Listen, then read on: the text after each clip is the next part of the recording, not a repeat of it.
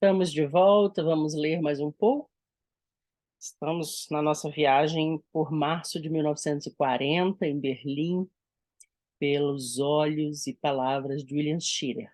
E eu, Raquel Rangel Cesário, estou lendo o livro para você. Hoje estamos em 17 de março de 1940.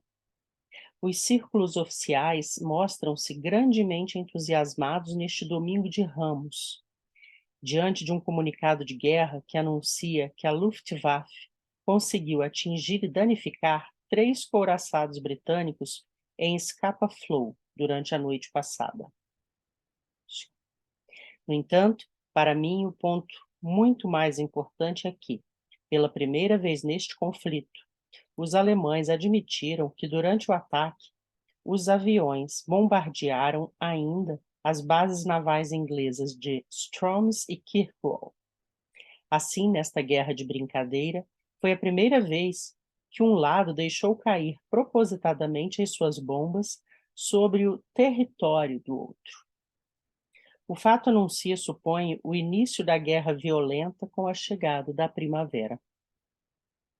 Esta manhã, Kircher, do Frankfurter Zeitung, faz o possível para responder a uma pergunta que há muito tempo vem preocupando os observadores militares neutros. Por que motivo a Alemanha ainda não lançou mão de sua reconhecida superioridade aérea sobre os aliados?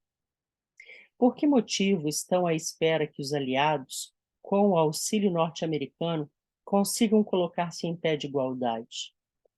A resposta de Kircher é que os aliados não têm absolutamente melhorado seu potencial aéreo, enquanto que a relativa superioridade do Reich tem sido aumentada ainda mais no decorrer destes últimos 7 meses. Até que afinal a primavera está para chegar. Milhões de alemães começam a sentir menos frio, depois do pior de todos os invernos de que se tem memória. Hoje, por um motivo qualquer, não houve uma só gota de água quente em muitos edifícios de apartamentos, apesar de ser domingo. Vários amigos surgiram em meu quarto ansiosos por um bom banho. Berlim, 18 de março de 1940. Esta manhã, no Paço de Brenner, Hitler e Mussolini conferenciaram durante 2 horas e meia, enquanto lá fora caía uma forte nevasca. Em nossa opinião, Hitler quis certificar-se das disposições do Dutch antes de lançar-se à execução de seus planos de primavera, quaisquer que eles sejam. Hoje à noite, na Wilhelmstrasse, dizia-se que Hitler conseguira impor a Mussolini a entrada da Itália para um bloco tripartite, ao lado da Alemanha e da Rússia, visando o estabelecimento de uma nova ordem na Europa. Nova ordem aqui aparece entre aspas. É possível, disse o Schiller. Berlim, 19 de março de 40. Recebi hoje a visita de John Chapman, que já não via desde os nossos tempos de colégio em Cedar Rapids, Iowa. John é o atual redator de assuntos estrangeiros de Business Week e acaba de chegar da Itália e dos Balcãs. Tem umas ideias interessantes. Duvida de que a Itália venha entrar na guerra. Aliás, eu também. Isso porque a Itália pode ser bloqueada. John revela ter notado uma certa frouxidão no fascismo. O povo anda mais descansado. O Dutch já não o aperreia muito. Mussolini está ficando velho, gordo, e passa agora a maior parte do seu tempo em companhia de sua jovem e linda amante loura, da qual, segundo revelaram em Roma a John, acaba de ter um filho. John disse-me que viu o Marechal Pétain em Madrid. O velho soldado francês teve para ele esta frase: "Estou rezando para que os alemães tentem romper a Maginot. Isso é possível, mas a um preço muito alto. Eles que se infiltrem pelas fortificações.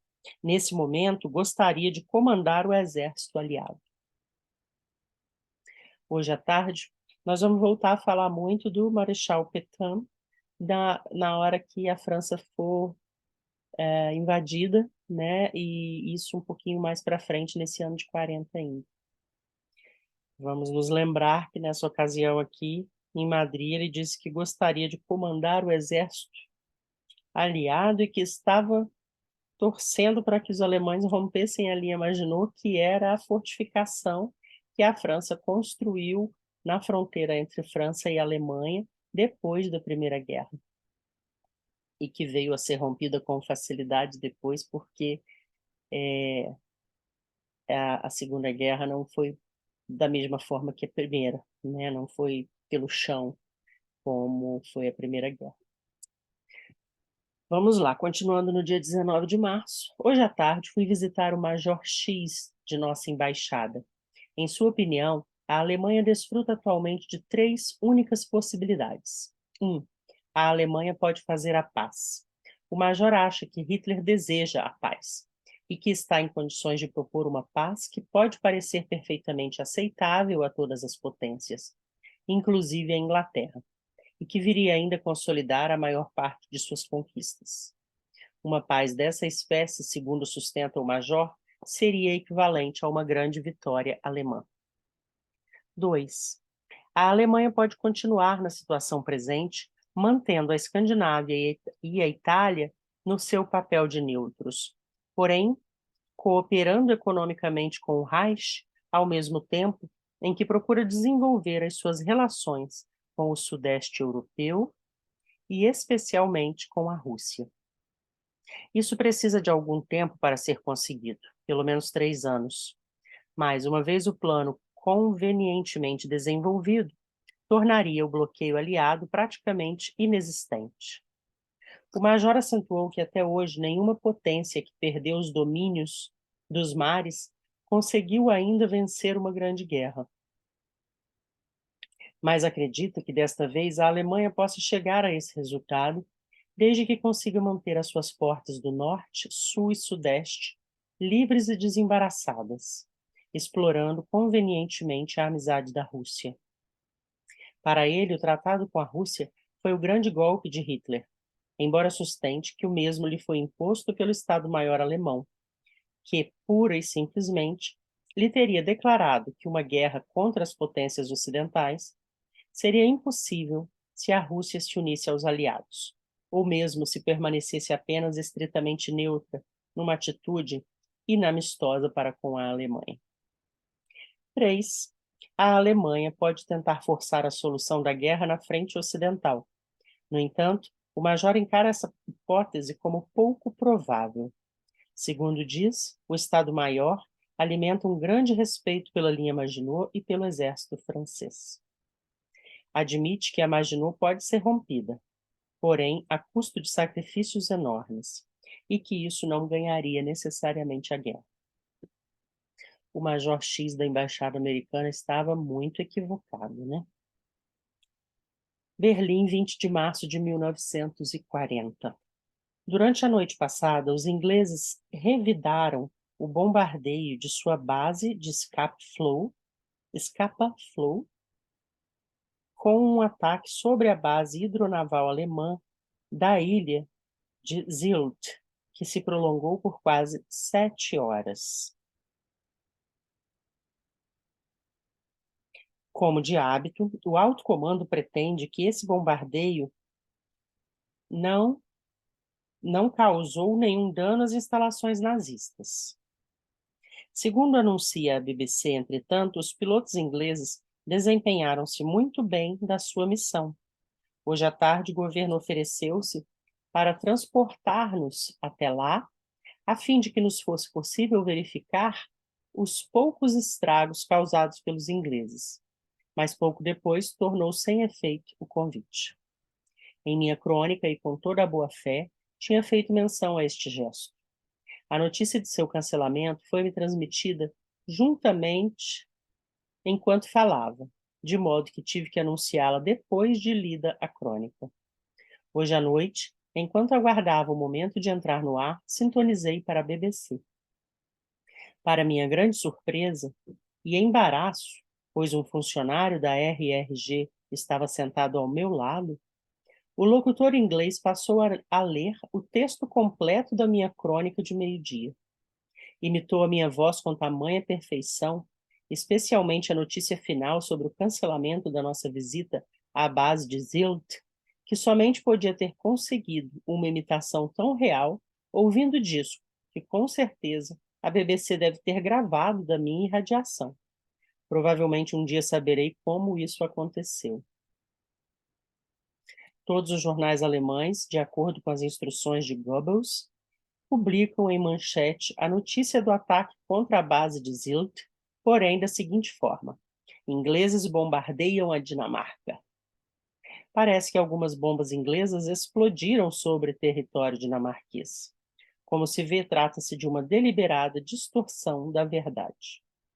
A manchete de hoje, do 12 Urblatt, pronunciei errado porque 12 é em inglês, mas essa expressão aqui é o nome de um jornal que se chama Folha 12 Horas, em alemão. A manchete de hoje, na Folha de 12 Horas, de meio-dia talvez, né?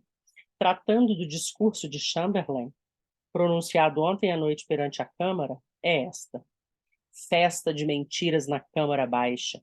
Os piratas confessam crime cometido contra os neutros. A guerra de desinformação que acontece em todas as guerras, né? Berlim, 21 de março de 1940. Afinal, levaram hoje os correspondentes americanos para uma visita à base de Zilt, mas não fui convidado. Os colegas telefonaram esta noite para Berlim, dizendo que não tinham observado grandes estragos na base aeronaval de Hornum, a única que visitaram. Detalhe que anunciei na minha radiação desta noite. A imprensa nazista recebeu ordem de dar o maior destaque possível, na edição de amanhã, às informações prestadas pelos correspondentes norte-americanos. Mais 3 poloneses condenados à morte em Posen, pelo pretenso assassinato de um alemão durante a guerra. Ouvi dizer que 16 mulheres polonesas encontram-se atualmente numa das prisões de Berlim, à espera do momento em que serão decapitadas, uma vez que todas foram condenadas à morte. Ficamos por aqui neste vídeo. Eu espero que você tenha gostado, esteja curtindo acompanhar a minha leitura do livro Diário de Berlim. Curta este vídeo, compartilhe com seus amigos que gostam desse período da história, de conhecer mais sobre esse período da história, e deixe seu comentário. Eu vou gostar de recebê-lo. Até a próxima.